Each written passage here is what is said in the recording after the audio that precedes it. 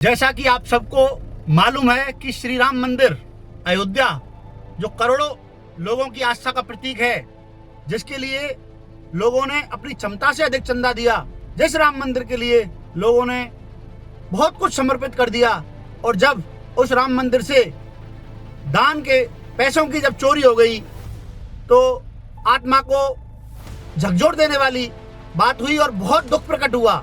श्री राम मंदिर हमारे भारत देश के अंदर अद्भुत है और करोड़ों लोग उस आस्था से जुड़े हुए हैं। उसके बावजूद श्री राम मंदिर से चोरी हो जाना ये न केवल एक चोरी का विषय है, बल्कि ऐसा लगता है कि जितने भी लोगों की आस्था इस मंदिर से जुड़ी हुई थी उन सबके आस्था की चोरी की गई है। ऐसे अपराधी जो भी इस अपराध में संलग्न पाए जाते हैं उनके खिलाफ कठोर से कठोर सजा का प्रावधान किया जाए, ऐसा हमारा प्रशासन से अनुरोध है। अब मैं आगे ये कहना चाहूंगा कि जो भी लोग घर घर जाकर श्री राम मंदिर के लिए चंदा मांगने जाते थे, आज वो लोग कहाँ गायब हैं? क्यों इस चोरी पर मौन हैं? क्यों अपना वक्तव्य जारी नहीं करते? क्यों आंदोलन नहीं करते? क्या सब गोलमाल है या कोई बड़ा राजनीतिक षड्यंत्र इस चोरी के पीछे है? इस सब का खुलासा होना बेहद आवश्यक है। अब मैं कहना चाहूंगा कि जब भी प्रशासन में कोई भी क्रिमिनल केस आता है तो आम आदमी को शक की बुनियाद पर उठा लिया जाता है और कड़ी पूछताछ की जाती है। यहाँ कई लोगों को जो बड़े बड़े नाम हैं, मैं उनका नाम यहाँ नहीं लेना चाहता, आप सबको मालूम है, मात्र इस्तीफा देखने के आधार पर और फ्री कर दिया गया है। मैं कहना चाहता हूँ कि इस्तीफा दे देने मात्र से उनको हरी झंडी नहीं देनी चाहिए, उनको मुक्त नहीं करना चाहिए। उनसे कड़ी पूछताछ की जाए और उनके तार कहाँ कहाँ भिड़े हुए हैं, किस किस मामले में वो संलग्न है, सबकी पूछताछ की जाए। और मैं देशवासियों से भी ये अनुरोध करना चाहता हूं कि आप भी, आपने चंदा दिया, आपकी आस्था थी, बहुत अच्छा काम किया, लेकिन आगे से एक बात अपने दिल में बैठा के रखें कि जब आपको पता है कि आपके चंदे के पैसे का दुरुपयोग होता है तो आप अपना चंदा, अपना दान इन मंदिरों में जाकर दान पेटियों में बंद नहीं करें, क्योंकि उसका दुरुपयोग होता ही है। कहीं से खबर आती है कि उस दान के पैसे से पंडे पुजारी दारू पार्टी कर रहे हैं, ऐश कर रहे हैं, कहीं से कुछ खबर आती है। और सबसे बड़ी खबर तो ये दिल को झकझोर देने वाली थी कि श्री राम मंदिर की दान पेटियों से ही चोरी हो गई। तो आप उस पैसे का उपयोग आपके आसपास रहने वाले जरूरतमंद लोग, जो गरीब लोग हैं, उनकी मदद करने के लिए कीजिए। क्योंकि जब किसी गरीब इंसान की, किसी निर्धन इंसान की, जब जरूरतमंद इंसान की आप मदद करोगे तो परमपिता परमात्मा भी खुश होंगे और भगवान श्री राम भी खुश होंगे। क्योंकि श्री राम के राज्य से भी, जब हम राम राज्य हमने आंखों से तो नहीं देखा, लेकिन रामायण के जरिए हमें पता चलता है कि वो अपनी प्रजा के लिए सब कुछ करने के लिए तैयार रहते थे और प्रजा की खुशी को ही वो सर्वोपरि मानते थे। तो क्यों ना हम दानदाताओं की भी जिम्मेदारी बनती है कि मंदिर पे जाकर न केवल दान पेटियों को भरें, बल्कि अपनी समाज में, अपने इर्द गिर्द जहां भी लोग ऐसे हों जिनकी हम कुछ मदद कर सकते हैं, उनकी मदद करें। क्योंकि उनकी मदद होने से उनकी आत्मा की मदद होगी और आत्मा ही परमात्मा का वास्तविक स्वरूप है। इतना सब कुछ कहने के बाद मैं आपसे एक और अनुरोध करना चाहूंगा और सरकार से भी अनुरोध करना चाहूंगा कि आज मैं राजस्थान का वासी हूं। राजस्थान में भी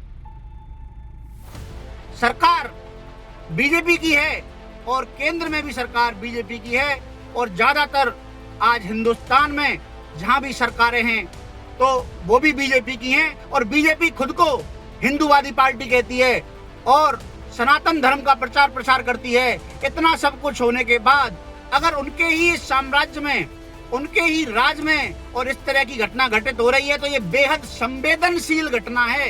इस पर तुरंत प्रभाव से एक्शन लेना चाहिए और दोषियों के खिलाफ सख्त से सख्त कार्रवाई की जानी चाहिए, वरना इस सनातन धर्म के प्रेमियों का, इस पार्टी पर विश्वास करने वाले लोगों का, इस पार्टी के मुखियाओं से विश्वास उठ जाएगा। फिर देश की स्थिति क्या होगी, क्या नहीं होगी, वो तो समय बताएगा। लेकिन मैं ये सिर्फ कहना चाहता हूँ कि श्री राम हमारे भी आराध्य हैं, उनके मंदिर में ये चोरी हुई है, इसको शीघ्रता से खुलवाया जाए। और अगर नहीं खुलेगी तो इसका परिणाम जनता, जो भी लोग जिम्मेदार होंगे, उनको जरूर देगी, हर हालत में देगी। क्योंकि समय बदलता जरूर है, ये बात याद जरूर रखें। और सबसे बड़ी सोचने की बात यह है कि इस देश में धर्म के बहुत सारे ठेकेदार हैं जिनको आप कभी टीवी पर देखते हो और मोबाइल पे तो यूट्यूब वगैरह पे तो बाढ़ आई पड़ी है। कोई सप्ताह करता है, कोई सत्संग करता है, किसी ने किसी को आचार्य बना लिया है, किसी ने अपने नाम के पीछे महाराज कर लिया है और कोई तो खुद को सरकार लिखने लग गया है। इतने बड़े बड़े बाबा जो रेला करते हैं तो 5-5, 10-10 लाख की भीड़ आयोजित हो जाती है और सनातन का प्रचार करने के लिए ऐसे लगते हैं न जाने वो धर्म के ठेकेदार हों और भगवान से उनका डायरेक्ट संपर्क है, वो फोन से ही भगवान से मिला देते हैं। लेकिन आज जब इस मंदिर में चोरी हुई तो इस प्रसंग पर, इस बात पर कोई भी बाबा जो खुद को सरकार कहता हो या आचार्य कहता हो या खुद के आगे महाराज लगाता हो, आज तक कोई बोला हो तो बताओ, क्यों नहीं बोल रहे? क्या फंडिंग का खेल है या सब गोलमाल है? भाई बोल क्यों नहीं रहे? कोई मुद्दा वैसा होता है तो आप खूब बोलते हो, खुल के बोलते हो। क्या श्री राम तुम्हारे नहीं थे? या श्री राम के मंदिर में जो चोरी हुई है वो बात सही नहीं है? क्यों नहीं बोल रहे हो? तो भाई जनता को भी समझना होगा कि इन धर्म के ठेकेदारों से भी बचे, इन धर्म के ठेकेदारों से बचे और भगवान से डायरेक्ट संपर्क बनाने की कोशिश करें, पूजा करें, पाठ करें, इसकी मना नहीं है। लेकिन जो धर्म के ठेकेदार बन रहे हैं, भगवान के भी बिचौलिए बन रहे हैं। आज आप किसी भी मंदिर में जाइए, बड़े जितने ही मंदिर हैं वहाँ वीआईपी, अरे मंदिर में वीआईपी काई बात का वीआईपी? भगवान से बड़ा कोई वीआईपी है क्या? लेकिन अपनी व्यवस्था बनाने के लिए सब वीआईपी का सिस्टम कर लिया है। एक तरफ तो हमारी सरकारें कहती हैं कि वीआईपी कल्चर खत्म कर दिया, हमने लाल बत्ती लगाना बंद कर दिया।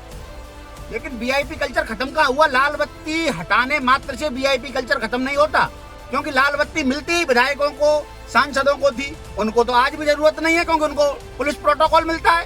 पुलिस जिसके साथ जा रही है तो वो तो ऑटोमेटिक वीआईपी हो गया, उसको सारी सुविधाएं ऑटोमेटिक मिलेंगी। वीआईपी कल्चर जब खत्म माना जाएगा जब स्कूलों से, अस्पतालों से, मंदिरों से, यहाँ से वीआईपी कल्चर खत्म हो। आज मंदिर पे भी, किसी भी मंदिर पे जाइए आप, वीआईपी लाइन अलग होती है। अस्पतालों में जाइए, वीआईपी रूम्स अलग होते हैं, उनका ट्रीटमेंट अलग तरीके से होता है।